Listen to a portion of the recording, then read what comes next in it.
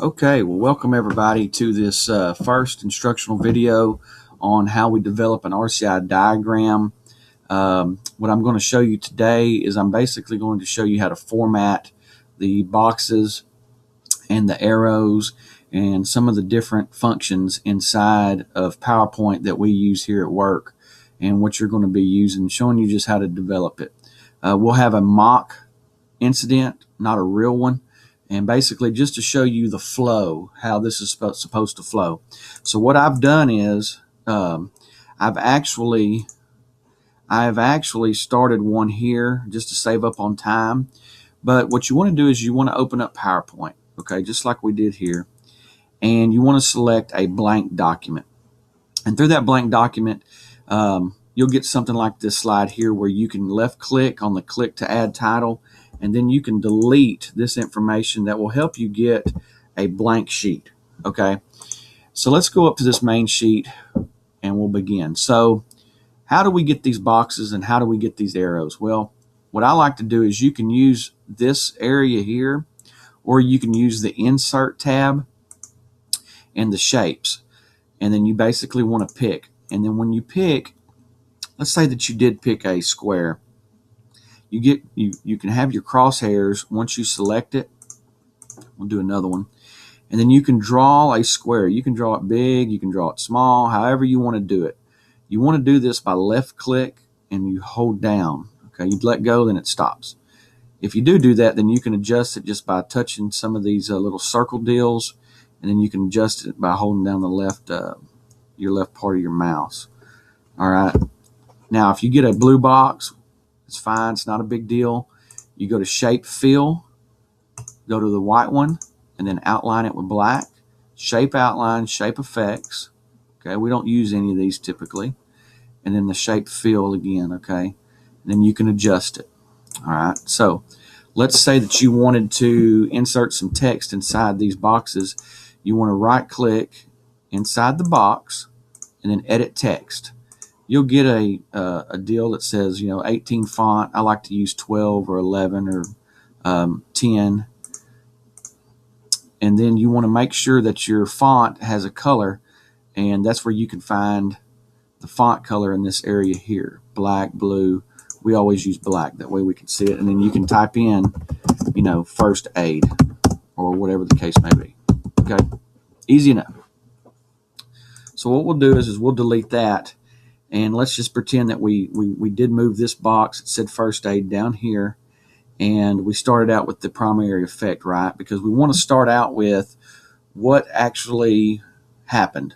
Okay, was it a first aid? Was it a near miss? An other, an MVA? And then you want to move to your right, asking the question, why? You have to ask why to eventually come up with the root cause of the incident. So let's just, for pretend purposes, let's just say that we did have a first aid. Why? There was a small abrasion to the hand. Why? The grinder disc contacted the hand. Why? Employee was using only one hand, and we can adjust this, to operate grinder. Okay?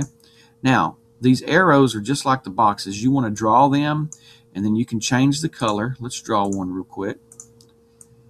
You see there, and then it's going to ask you what color you want it. We always use black, and then you can adjust them. And then you left click and hold, and then you can drag them down.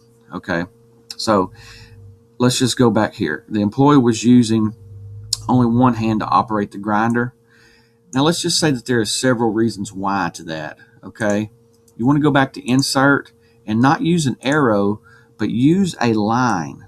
Okay, so let me explain why. We're basically going to build what I like to call a RCI Y tree, okay? Because there's going to be more than one Y.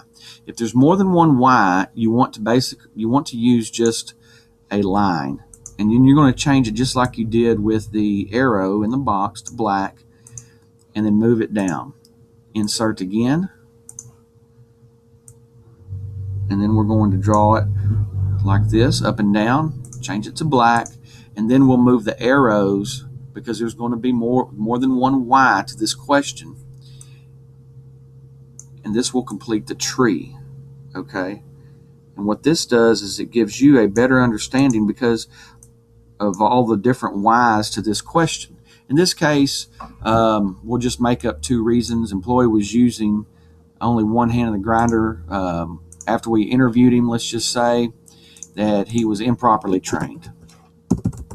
Change our font.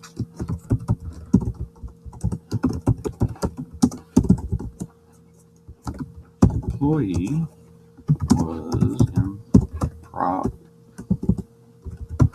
trained. Okay. And then we can move it here. And let's say that we had another one.